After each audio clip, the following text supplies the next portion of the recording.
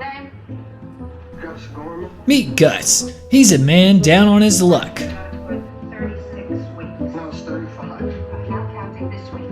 No. See, they said I lost that. I did not lose it. It was stolen by A television set? I'm not the wrong. 36 weeks of chronic unemployment. 36 weeks of living off the taxes of hard-working citizens. Do you know what you are? Don't call me a bum. I'm not a bum. You are, I was about to say, no longer eligible. Finish like over. But things are about to change for Gus. He's discovered a new talent that's gonna change his fortunes for the better.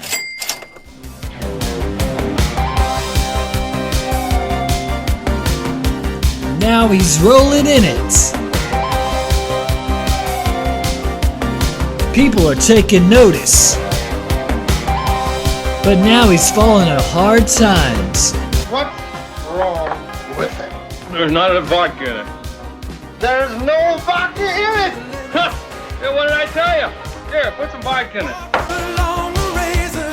Can he keep his sanity? Can he deal with the temptations? Gus be able to figure it out on his own.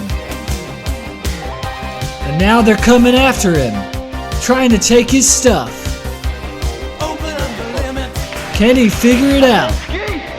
In this zany, out-of-this-world comedy starring Richard Pryor as Gus Gorman. This summer, come for the laughs, stay for the Gus. And Superman's in it too.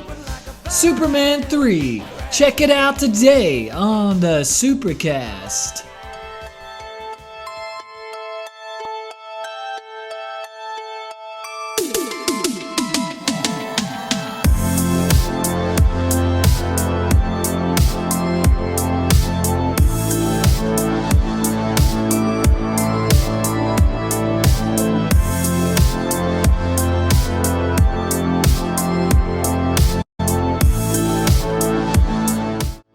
And welcome back to the SuperCaZt. I'm your host, the man who put the super in the SuperCaZt, Super Foch, and I am joined, as always, by my good buddy Steve Z, the man who put the Z in SuperCaZt. And we have a pretty fun movie to talk about, a pretty crazy movie actually. But before we do, guys, if you're new to the channel, thank you so much for clicking on this video. We do appreciate it. If you like what you see, go ahead and like the video and share it, and join our little family here. We love meeting new people and just talking movies. That's what we do here on the SuperCaZt because, yeah, we love movies. We're also on Twitter at SuperCaZt with the Z. So go ahead, follow our socials, and get latest updates on what we're going to do next. We have some awesome stuff coming down the pike here in a little bit. But we wanted to kind of take a second and do a movie that not a lot of people talk about. Now everybody knows about Chris Reeve as Superman, and especially the first two films. But it's the third film that we're going to talk about today. Isn't that right, man? Yeah, I mean, as you guys can tell because you clicked on it, but sometimes the videos autoplay, who knows? But yeah, Superman 3, which it's kind of got a bad rap. I mean, let's just throw that out there right off the bat. It's billed as the one with Richard Pryor, and that's true. That is an aspect of this film. It is the one with Richard Pryor. It does have Richard Pryor in the film. Yeah. It does. I mean, you can't tell it on this new 4K cover because they don't have him on there, but he should be on there because he is a very prominent feature of this film. So that's part of the sort of start of the conversation of this film, but it's also turning 40 this year. So there we go. That's pretty cool. So it's interesting to look at this movie as a superhero of 1983 in 2023 because superhero movies have changed a good bit. And Indeed. I guess there is some silliness, some ridiculousness in current superhero films, but this one is just, it's cut from a different cloth. So I'm excited about talking about this film because I had never seen it until this time. What about you? What's your experience with Superman 3? I've seen this movie on TV. I've seen this movie on VHS. I've had a pretty good relationship with this film. Obviously, as you can tell by my name, I'm a huge Superman fan. If you're new to the channel, yes, I love Superman. And specifically the Chris Reeve years, everybody knows Chris Reeve is Superman. I mean, he is beloved and always will be. But I think this movie is, I guess we'll go with divisive, maybe, because I think there is some love for this movie out there. Obviously, Richard Pryor was also beloved at this time. This is kind of the height of his career. And, you know, you could almost make the case, and you stopped me from saying this earlier before we were on camera, so I'm going to say it now. You could almost make the case that this is a Richard Pryor film with Superman in it, instead of the other way around. Is it? We'll see. Yeah, I'm going to have a rebuttal for that later. Okay, alright, we'll save it for later. Okay, yeah, I'll get into that later. But yeah, I hear you, and it's definitely an interesting movie to approach because let's say you've just seen the first Superman. That movie is one of the best comic book movies ever made. It's brilliant directing, brilliant writing, brilliant casting. It's just across the board. It's a great film. If you haven't seen that one, yeah, what's wrong with you? Go watch it. Go watch it, please. But I like that one a lot. That one too had to grow on me. Just because I watched it as a kid, I didn't totally click with me. The second one, I liked it a lot as a kid. I actually watched it in the fourth one the most. But somehow I missed out on this one just because I tried to watch it on TV a few times, and I would just see these weird scenes that I didn't have the context for. And this movie out of context makes no sense, really. Oh my gosh. I mean, as we will get into later, sometimes it doesn't make much sense in context. It's crazy. In that way, but this movie just didn't catch my interest. I was just like, I like Richard Pryor, but this does not look like a funny Richard Pryor movie. This looks like a, and like you said, it did come across more as the Richard Pryor movie with Superman that he's guest starring. But after watching it this time, I really love this movie. I don't know what it is about it. It's just the vibe and the tone that it sort of creates. And it was just a joy. Like, I sat there and I laughed. I was enthused. I was puzzled at times. This movie gave me a great experience. So I'm ready to talk about it. Let's get into it.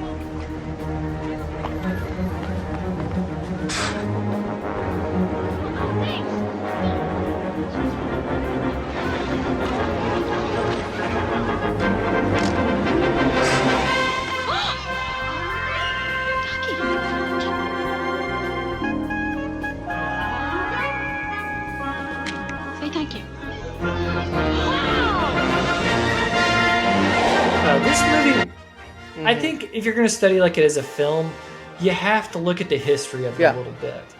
And we're not going to spend the whole documentary on it or anything like that. I mean, because there are countless articles, there are documentary-length features about the Salkinds and Richard Donner and all that stuff. So I'm not going to get into that. But let's just say that Superman 1 and 2, they were established by Richard Donner, different filmmaker, different way. But he got into it with the producers. And these producers are not easy people to work with. People have a lot of money, obviously, and they had the rights to Superman. So they're like, we could just do what we want to with it. And they wanted to do it without Richard Donner, so they hired our other Richard Lester. And are you familiar with any Richard Lester's films other than these Superman ones? Didn't he direct a Bond film? He didn't. He did a Bond spoof film, Help, starring the Beatles. But it looks like a Bond film at times. He probably could have done it, but oh, I know what I'm thinking of. I'm thinking of Tom Mankiewicz that wrote some Bond films that helped write the first two movies. So that's what it is. Sorry about that, guys. No, Richard Lester is known for the Beatles movies mainly.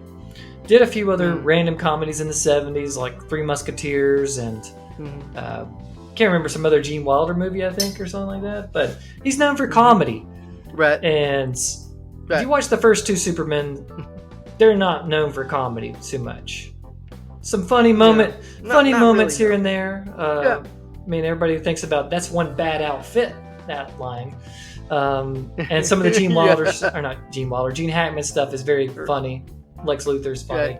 But this one leans into it totally. And big time. you get that from the very first scene. So, movie, I don't know. It opens up not in a typical way that you would expect, because if you paint the picture first, how would a Superman movie typically start, in your opinion?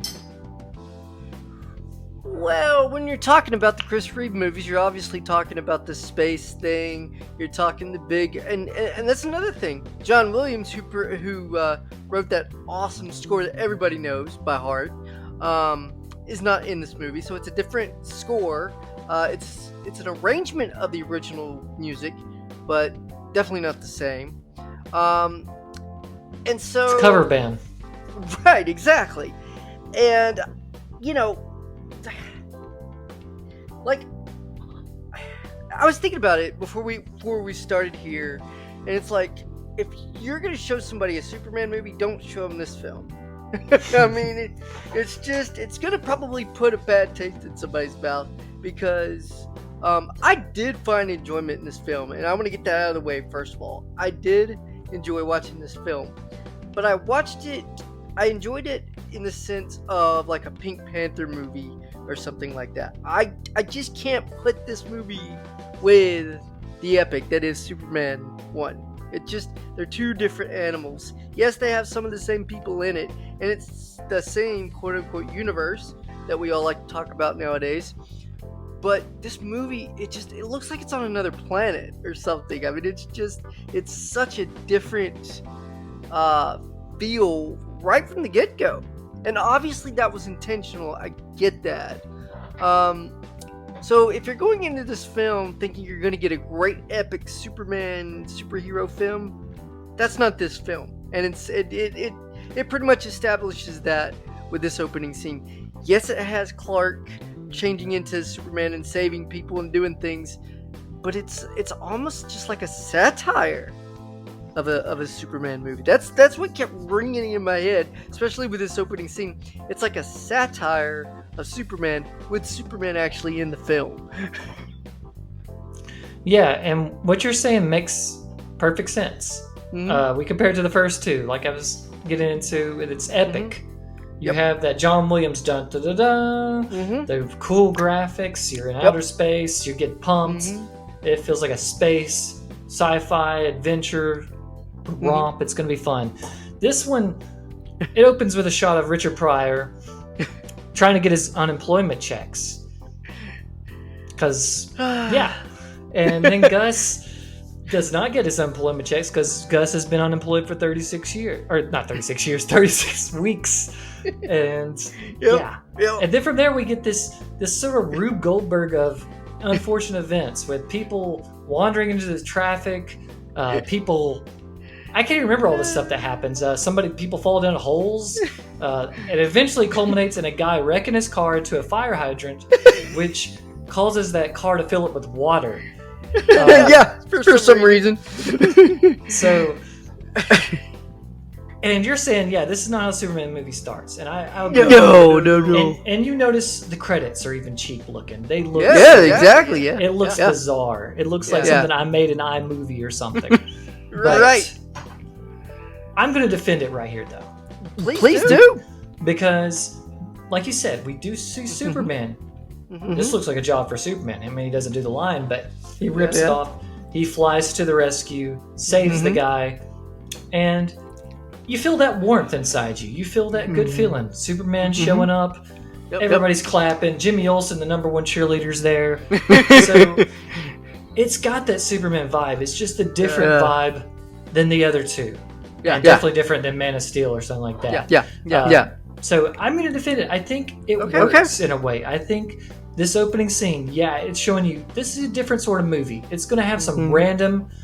The word that I wrote down a lot, and you said it before we got on air, is ridiculous. It's going to have ridiculous stuff in there. But Superman's still here, and he's going to do some super stuff occasionally.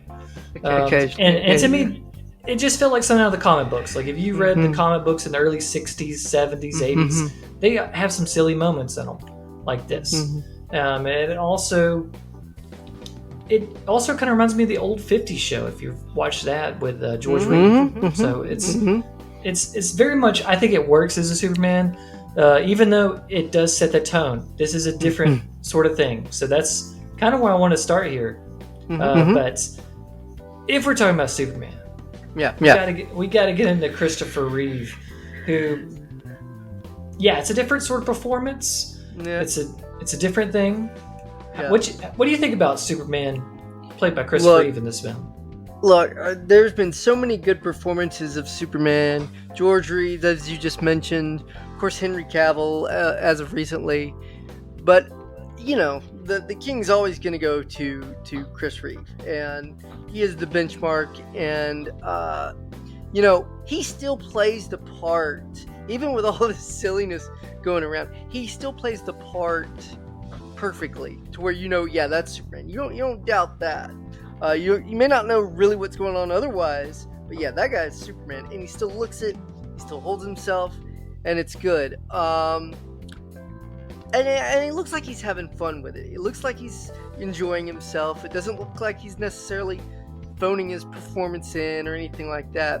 And that's where I think, even with all the ridiculousness and all the zaniness going around, seeing him still stay true to the character that he's been for the last 2 movies, and then going into this one, I think that gives a lot to this film. Where if it was anybody else that just kind of, was kind of half-hearted about it, that would bring this film way down. But I think because Chris is so dedicated to the role, and was up until the next movie, which is a far worse movie than this one. But I think that's the biggest thing, is that Chris loved playing this part, and he was really good at it. So... yeah, he's perfect casting. Like I said, he looks the part. Yep. He definitely is the actor. He's got the chops to pull it off. And you think, it's easy to play Superman. You just stand and say, "Hey, you guys, I'm here to rescue." If you say that, I'm sorry, you know nothing about acting. Like exactly. the man has to be believable, and there's more to just saying lines. You have to make people feel the lines, and that's the thing about Christopher Reeve. I always feel him. He could just say very little, but I'm like, man, that guy, I just want to hang out with him. And that's the thing, is like when he's Superman, he just makes you feel positive. He makes you feel good. That's filmmaking. And that's also the idea of Superman. But I'm not a huge Superman fan, so I should not get these warm and fuzzies when I watch this film. But I do, and I think that's Chris Reeve there. But in addition to that, we always talk about how he can play Clark Kent. Can't say that word too well. Clark Kent, just as well, if not better. It's a different performance. It's a different character when he's playing Clark Kent. And I would argue that the Clark Kent in this one is different than the Clark Kent in previous films. That's funny that you mentioned. Because I think that's where he shines the best. There is a definite difference between when he's Superman and when he's Clark Kent. It's not just that he's wearing glasses or he's wearing a hat or something like that. He carries himself completely different. And so, I guess if you didn't know, it wouldn't be as obvious that, that's Superman. No, that's not Superman. He's too goofy, He says swell and acts like he's from the 1940s. I mean, but again, like you said, that's the brilliance of not only good writing, but also from Chris, because Chris could make you believe that yes, he can be this kind of bumbling idiot, and then go and be this superhero that everybody loves and can admire. And so you hit the nail on the head completely. Chris did not just Superman really, really well, but also his alter ego Clark Kent, which is obviously probably the harder role to pull off if you think about it. So, because you're trying to be so different from a superhero, and he just knocks it out of the park. So It's perfect. And like you were saying, he had a lot of fun with this one. And I Mhm. can tell that they had to do some wooing to get him back. And I think one of the things that probably appealed to him is playing a third part in this film. He gets to play evil Superman, which we'll get into later when we talk about that aspect of the plot. But Yep. Chris Reeve is great in this film. And now for Richard Pryor as Gus Gorman. So I'm a huge Richard Pryor fan. I think he's great. He's one of the funniest guys ever living. Like to me, if you start making that list, there's a period of time where they had their like a heyday, and this is the tail end of Richard Pryor's heyday. I think is the funniest guy. It's about to be Eddie at this point. But Richard, he had that spot, and this one I'm not going to say he's not funny. I just think he's a little neutered, as in. I think Richard Pryor at his best, he's got to be able to free will say his stuff, but he's got to do it with cursing usually. And because the man can say the F word pretty much better than anybody. But this one, what do you think about Gus in this one? Or Richard in this one, I should say. Look, I'm a fan of Richard's too. I think he's funny, and I think he is... I think he's funny in this film. I think he has. You mentioned the opening scene, and after you get the shock that you're watching Richard Pryor, not Superman, I think that scene's really, really funny. I think it's really funny, and if it was anybody else from that time period, I don't think this movie does good at all. I think Richard Pryor, like you said, this was sort of the tail end of his heyday. So everybody likes Richard Pryor. Everybody knows Richard Pryor. And while, he may not be the Richard Pryor that we all know and love, there's still enough in this film, I think, with him to say, this guy, he's funny. I mean, does he look out of place in a Superman film? Yeah, a little bit. Sure, whatever. But if you get over that and you just kind of enjoy what's going on, there's some funny scenes and interesting chemistry between Richard and Chris, as we'll probably talk about here in just a bit. Now listen up. I just came in directly from the Pentagon, and you better believe there's a damn good reason that I did. Because God has given us one of the greatest gifts in the world. Chemicals. Now you people, you like to go sit in church on Sunday, don't you? You like to sit and watch the Super Bowl. Yeah. Sit on what? You sit on molded plastic seats. Molded to your well-fed behinds. Yeah, and it's interesting when you just hear about how he got this job. He was on Johnny Carson. He's like, yeah, Superman, that was a great movie. I really enjoyed watching it. And they're like, let's cast him. But so I think we have that aspect. And I think that's what kind of throws some people off is when they sit down to watch this film is there's a lot of Richard Pryor. I mean, it's 50-50, I would say.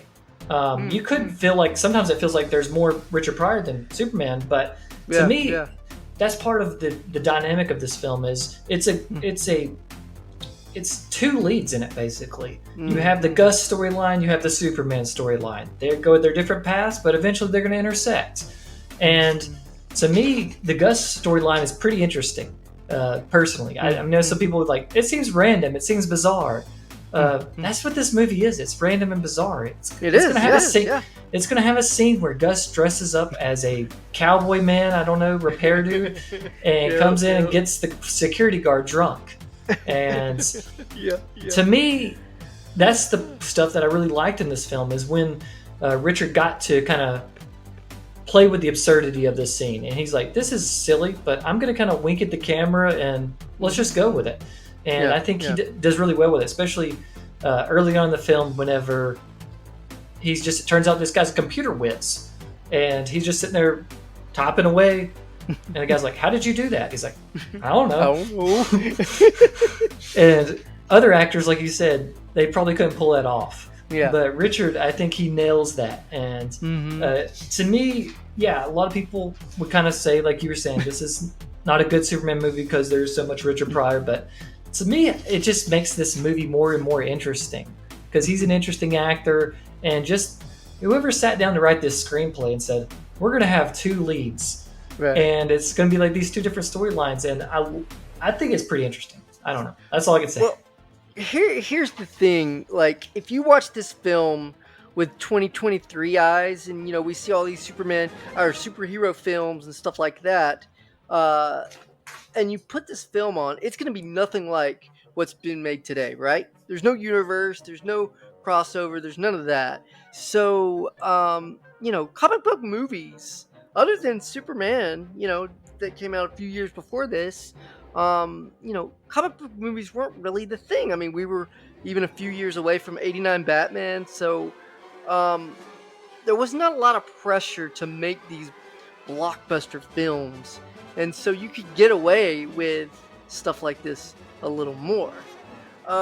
So knowing that, and looking at it like that, I think there's a lot of enjoyment to be had from Richard Pryor's performance, but also Chris Reeve's performance. And then we have, instead of Lois Lane, we have Lana Lang, his high school girlfriend, and he goes back to Smallville. And I actually really like that part. I actually really like that he goes back to that. I think that was probably one of the best parts of the whole film for me, because it showed a different angle of the Superman character. Everybody knows Lois Lane and all that kind of stuff, but only the true fans, especially at this time, are going to know like the Smallville stuff, Lana Lang, and all that came from the comics. Yeah, that's a good point, and that's what kind of was thinking when you said back then people didn't come in with expectations for superhero films, and right. Because of that, they could take more chances like this. And I think some of it was kind of motivated by, let's try to get back at Margot Kidder, but not going to get into that right now. But I do like that they took that chance. I like that they added this, and to me, this was a neat part of the thing, just because it added a lot to Clark's story. Because to me, and I think this is one thing that the movie does, but it doesn't kind of follow all the way through with, is it sets up that Clark is seeking a new relationship, or that he needs that in his life, because he's kind of walled off Lois now because of what happened to Superman 2. And they don't come out and say that. There's not a ton of exposition in this film. But if you've seen the other film, and you know that you can see that in the performance, you can see that in the writing. And I think going back to Smallville, meeting this old person that used to not give him the time of day, but now is just like super sweet, super cool. But I really liked Annette O'Toole in this. She pulls it off. She seems like she could have been living in a small town all these years. The character, I don't know. I think it's all about they were setting up super sequels, personally. Like anything I would critique about it, because I'm like, they just kind of start this storyline. It's just like, oh, I'm going to move to Metropolis. I don't know. It just seems like it packs the movie too much a little bit. And I think she is kind of forgotten after Act 2. Like once it gets to Act 3, it's just like, oh yeah, Lana Lang was in this film. I forgot about her. So that's just my only critique with it. But I do like the fact that they tried it, and they did have some ideas for future sequels and things to do with this relationship. This is so nice for him. Here you go. Even nicer when there's a man around, which isn't all that often. Oh, there's a lot of choices here. No, all the good ones are married. That's why Brad thinks he's God's gift to women. He won't take no for an answer, but he's the only one who's asking. No, Lana, I meant there's a lot of choices here. This is really quite some picnic. There's, some of that, and, green stuff. Yeah, I think it was a good thing to try, and again, it comes from the comics, so it's not like they just made up a character or something like that. You know, they did go to the source material, and it would have been interesting to see where they would have taken this. Obviously, they went in a different direction for the fourth film, a very bad direction, but that's neither here nor there. But I think for this film, it's kind of sweet. It's kind of a sweet thing. You kind of root for. I've always been torn, to be honest with you, with this, because it's like I like the stuff with Lana Lang, and I think it's kind of cute and all that kind of stuff. But I'm an OG, original fan, and Clark's supposed to be with Lois. I mean, that's just that's just how it is. So Yeah, and that's the big thing about this too. Margot Kidder's absent, Lois Lane. She shows up early in the film, and she comes back at the end. And I don't want to evaluate her acting in this. Just know that it had something to do with the producers. It was a weird story. I kind of feel bad for it, but I do think that a little bit she's in it. She's kind of funny. She really is part of the absurdity of this film. And I think that's part of Superman. I think you have to realize that personally. I mean, you just look at the names. I didn't realize this until the other day, by the way. So, where is he from? He's from Smallville. This is a small town. And then he's going to Metropolis, the word that means big city. So I'm just like, yeah, they knew this was a very silly premise. A lot of it's very silly. And just Lois at the end, when she's like, she had apparently solved some like big case or something. I couldn't get all the pieces, but then she's like, yeah, I figured something was up when they tried to kidnap me. And I'm just like, who wrote this? And who is this Lois Lane? She just goes anywhere and she just lands in adventures. I was actually surprised she was on the credits, the opening credits. 'Cause like at the very end it says, and Margot Kidder is Lois Lane. I was like, wow, I didn't know she was on the opening credits because she's in the movie all of about 30 seconds, something like that. So, Jimmy's in a bigger scene right, than her. Exactly, man. I like Jimmy. I think he's funny. I think he's really silly and kind of goofy, but I don't know. I like him. I think he's pretty funny. Man, he made me the maddest I was at this whole film. What was he doing? Why did he go in there with the camera into the fire, climbing that ladder? And everybody's just yelling, "Who's that up there? Who's that idiot?" And then he's like, "Oh, Superman." I don't know. That was the silliest thing. I'm just like, Jimmy, you have no sense. But I guess that's how the character's he was trying to make his mark while Lois was gone, man.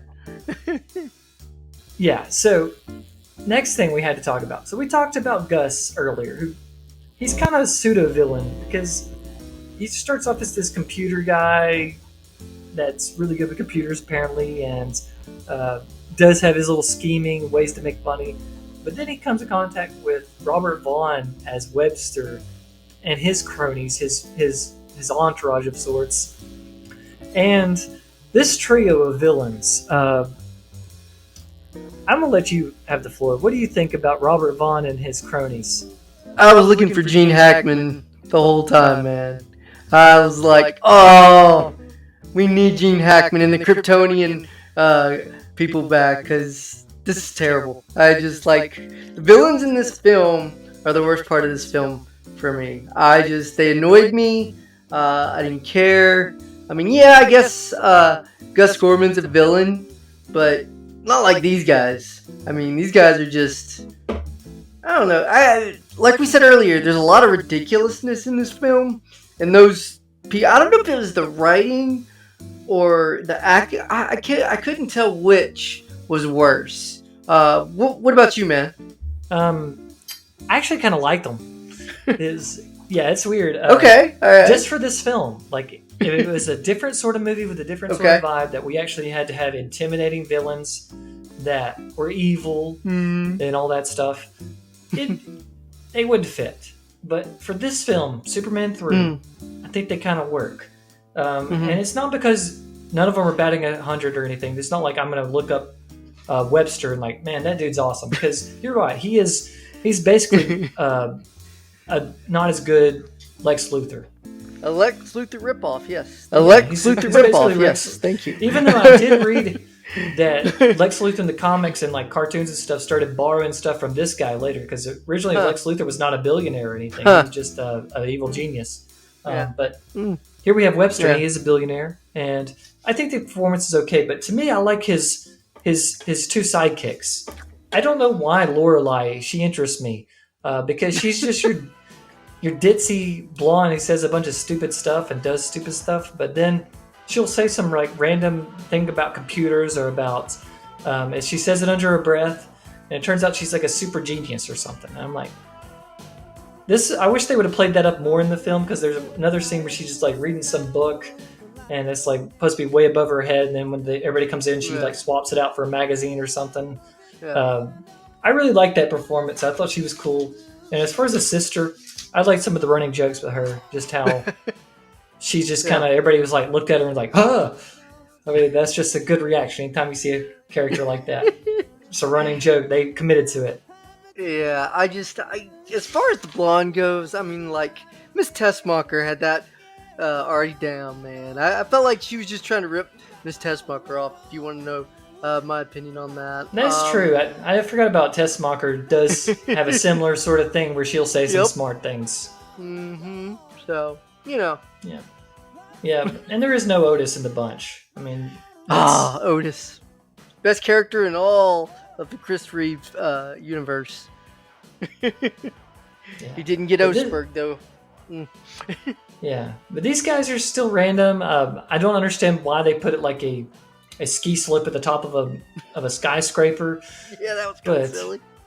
Yeah, that's usually the scene I would turn it off when I'd see that on TV, where Gus goes down this thing down the building. I'm like, yeah, this movie's not for me. But I kind of liked it this time. But I guess as we start to wrap this up, let's go ahead and talk about the plot a little bit, because it has something interesting that happens where Superman gets in contact with this kryptonite that's synthetically grown, and because Gus doesn't know all the ingredients because there's an unknown element not here on Earth, he puts in tar. And because he picked tar off the cigarettes, he's like, it's basically the effects of Superman doing drugs or something, because evil Superman that manifests, and this is what I was saying about Christopher Reeve gets to play 3 parts in this one. Right. Evil Superman, I don't know, it makes it an interesting film to me. It plays into the silliness. Like, evil Superman does a bunch of stupid stuff, like goes and he straightens up the Leaning Tower of Pisa. He blows out the Olympic torch. A bunch of silly stuff. Like, I'm sure the writers were just like, what stupid thing do you want Superman to do next? But at the same time, I thought there was some parts where he's genuinely creepy, and I like this aspect of them highlighting this selfish Superman, if you will. Yeah, I thought it was an interesting choice to have this part, but I think it's really done well. Again, it's silly as heck, but that's the whole movie. So if you're okay with the other silliness, this is fine. I mean, it's an interesting dynamic, because it's like, what would an evil Superman be like? How bad could he be? Because, I mean, he could be as bad as he wanted to, pretty much, you know? And, you know, we talked about at the beginning of the episode how he's this good guy, and he's, you know, well, he's the complete opposite with this mean Superman. I mean, just the complete opposite. And I think that's part of the talent for Chris, that he can take the character that we know and love and make him, you know, not so nice. And it was really an interesting, especially the fight where he's fighting himself. Oh, we gotta get into that later. Yeah, that's... we'll get into that in a minute. But yeah, I thought it was an interesting choice, and I think because Chris was just so good at what he was doing, it's one of my favorite parts of the film, honestly. Yeah, because it adds a lot to just like the what ifs. It's because Superman, that's his whole thing. He is just the ultimate do-good. He's gonna do whatever. He's gonna put himself out. He's gonna go use his time to save a cat out of a tree if he has to. This Superman's like, no, I got things. I got all this power. Why can't I just do what I want to? And most of the time it is kind of silly, but there is one part that it generally freaked me out. Whenever he's in the room with Lana, and she's like, don't you think he just gets ultra creepy right there? Yeah, he does. It was just like, this movie just kind of got, this is a weird scene. I did not like that scene, but basically, he changes on a dime like that, and he becomes a selfish guy, and it just shows you the helpless nature of these people that live in this universe. I mean, Superman just, if he decides to go wreck your oil tanker, you can't do anything about it. You're just like, crap, there goes all our oil into the ocean. It's a very interesting part, and this is another part of this film that I'm just like, can't believe they actually put it in there. Superman destroys that tanker. Oh my gosh, what? Yeah. Why does he do it? He does it just because he likes this girl and he wants to have sex with her. So there we go. And they put that in the movie, and I mean, they don't actually show it, obviously. No, obviously. Yeah, but it's a very interesting writing, very interesting thing about this movie. It was an interesting choice, and I think that you don't want this to be the whole film. Like, you don't want him to be bad Superman for 2 hours, but for the little bit that he is, I think it's a really interesting part of the film, and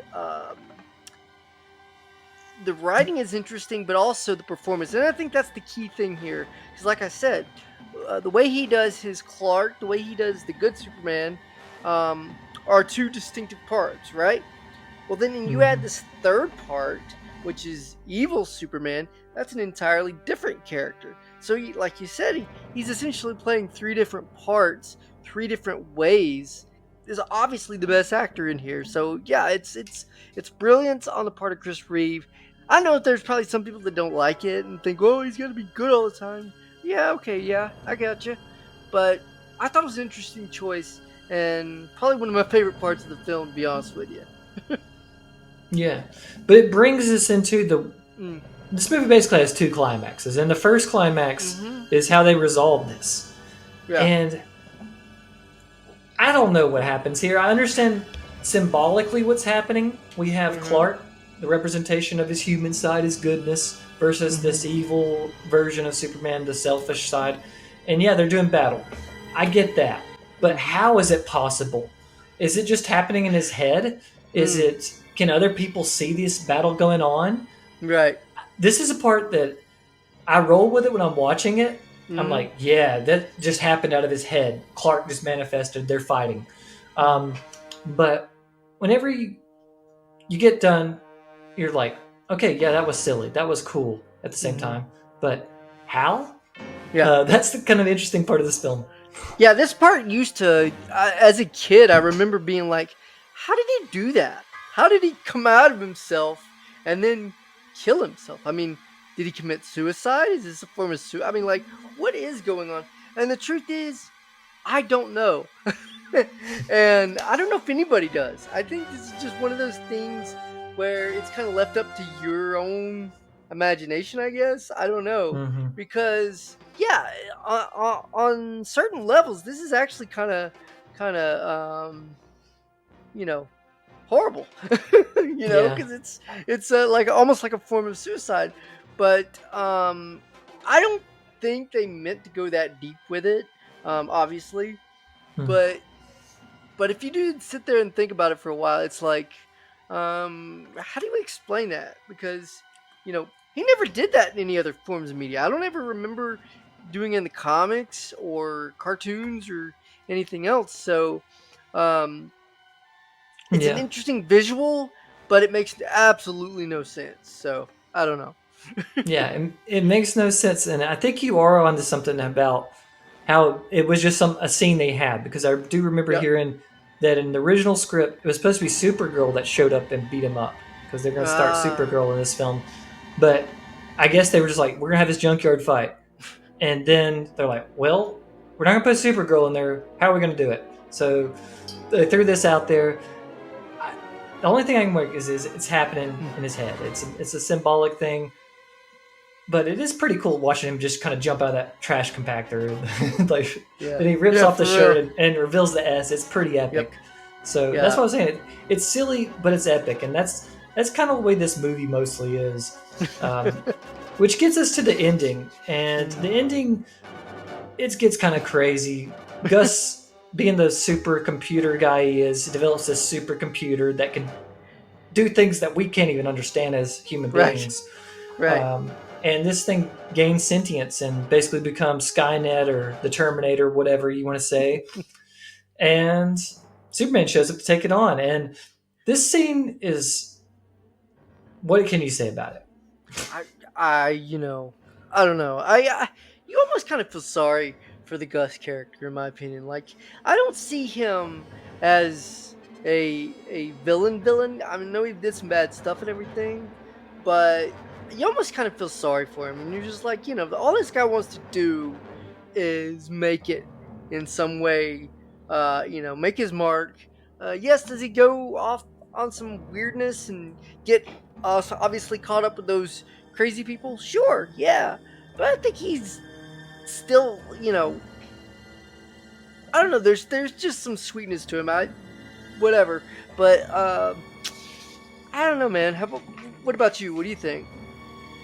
Yeah, so this ending is it's just a fever dream of craziness because at one point Superman's like flying in to take on this base, and what does Mr. Webster do? He pulls out this thing. He's playing like a video game with Superman flying around. He's shooting it, and you can see the points and everything as missiles are being shot at Superman in real life. What is that? I don't know. Also, I forgot to mention randomly earlier in the scene in this movie. Using computers, they controlled traffic lights and made the two guys fight each other. Yeah. I'll tell you what it reminded me of. That scene in Batman Returns when the Penguin's driving the Batmobile. Yeah, it's sort of like that scene. It was that scene always was hilarious to me. Just because how? It's hilarious. It's funny, but then we go from that to. Yeah, I'm glad you mentioned Gus because he does add this human element to it. It's one of the things that makes this probably one of the reasons I like this movie is because I really wanted to see this character kind of pull it out, and his technology gets used for evil. But then at the end, he's just still a joke. I thought they were going to give him a heroic moment. Gus does not get a heroic moment in this. He's just a poor guy. But then Superman does battle with this computer, and what do you think about that scene where he's being pulled into that? Is that not also pretty almost out of place sort of creepiness in this film? Yeah, there was some shots in this film that I didn't even remember. That one in particular.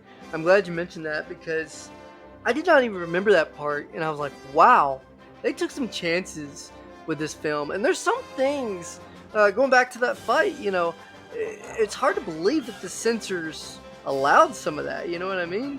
Yes, PG. Yeah, for real. So, different time, I guess. Yeah, but yeah, this whole part's really crazy. But at the same time, I think it is a kind of fitting end. Yeah, just kind of he destroys the computer. That's the end of it. Not too epic, but that's what Superman Adventures are about. They're just like that's the end of this comic book. Let's move on to the next one. Not everyone has to be life-saving, world-changing thing. And I do like. Here's what. Yet again, shows you they got the character right. Yeah. Superman makes sure that everybody ends up in jail, and that they're going to get their trial date.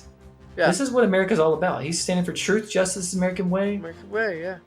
He's not like Batman. He's going to beat them up and then send them to jail, and hopefully the son happens. He's not going to kill them like he did in Joker several times in the movies or something. No, I'm going to take him to jail, put him there. Gus, you're my buddy. I'm going to put you over here too. It's a good ending. At least that's how I was feeling to the last little part. So this movie has this other subplot going on involving these people that win a prize in the vacation, Perry White, all this stuff. And then Lois comes in at the end, and there's also they're setting up this love triangle. I don't know, this last scene, it rubbed me the wrong way. So what do you think about it? I don't know, man. It is kind of weird. I wasn't really sure what they were trying to go for with this. I don't know. What about you, man? It just seems like the weakest part. They're just like got to the end. Yeah, and they're exactly. Like, I don't really know how to end this. Right. There's no epilogue or anything. They are setting up stuff for sequels with the whole love triangle, but even that, I'm like, aren't you guys above that? Why are you guys doing that at this point? This is not MCU, or this is not our post-credit scene or something. Yeah. It just seems like they could have ended it differently. But other than that, I really had a lot of fun with this film. It was a joy. I think my closing remarks are these. I think this film was made to be different than the first two very intentionally. Yes, they have some of the same people, like we said, but there's a different tone right from the get-go. So whatever they were planning, or they're not, I don't know. But I feel like they just were like, you know what? The first two are awesome. Everybody loves them. They'll come and see this movie just because it says Superman and Chris Reeves in it. So people will come and see the movie. And they'll see Richard Pryor's in it, and they'll be like, what's Richard Pryor going to do, you know? So I think that they kind of banked on all of that to get... and I don't even know, did you look up how successful this movie was when it came out? I know it was like top 10 for the year, so it did pretty well. But it was not as successful as the first two. Right, so. Exactly. So, I mean, you know, they took some chances and they did some things that were maybe not in, you know, step with the first two films. But I think depending on who you are and depending on, you know, your interest and love for the character, I think there is a lot of enjoyment in this film, silliness included. I just think that you kind of have to view this film as almost like a Marx Brothers movie or something like that, you know, where it's Superman, yeah, but it's sort of a satire. And I think that's just the best way to view this film, honestly. Yeah, I would say the same thing, that this is a film that several years ago I would not have liked. I mean, as I said, I didn't even give it a chance for a long time. And even now, if you don't like this film, that's okay. Yeah. Everybody has different tastes, but to me, for my money, I enjoyed it just because the different tones, like you said, it's doing something different. Mm-hmm. And to me, it was a very enjoyable, pleasant experience. Yeah, it's you have to kind of know what you're getting into. Yeah, exactly. But at the same time, it's a fun time. Put it in on a Saturday afternoon or something. We've been doing several of these lately. If you want to go back and check out our other episodes about Bond or something like that, definitely put that in this playlist. But this was a lot of fun. Yep. I will have to revisit my rankings of Superman movies at some point because this one moved up for me. Considering it wasn't ranked at all before. But next time, yes, we are going to get into some comedic territory yet again. But we're doing a double feature. And we did these way back in the day. We haven't done one of these in a while. Right. But we're going to look at two different films featuring... I'm not going to say they're super cops. I did not know what was going on. I was watching the show having fun. I'm still freaked out by it. You must have a sixth sense. I don't know what you teach these fellows, but they're not just regular cops, okay? They're super cops. Fun comedies, crime things. One from the 60s and one from the 80s. It's A Shot in the Dark and Beverly Hills Cop. Two great performances by Peter Sellers, Eddie Murphy. That'll be fun to talk about. Most definitely, man. Like Steve said, this has been a fun movie to talk about. If you've never seen it, it's an interesting film. Tell us what you think of it. How do you guys feel about this film? And do you like Quest for Peace? Do you think we should even talk about Quest for Peace? Because if there's a need for this movie, I think we'll bite the bullet and go for it. Who knows? You know, we're pretty adventurous guys, so we may take a chance one day and talk about what quite possibly could be the worst superhero film ever made. That or Batman and Robin, you know, one of those two. Take your pick. But guys, thank you so much for joining us on this episode. Again, go to our YouTube channel, SuperCaZt, and with a Z, and follow us, and also our socials. And until next time, I am the SuperFosh. He is Steve Z. We'll see you next time on the SuperCaZt.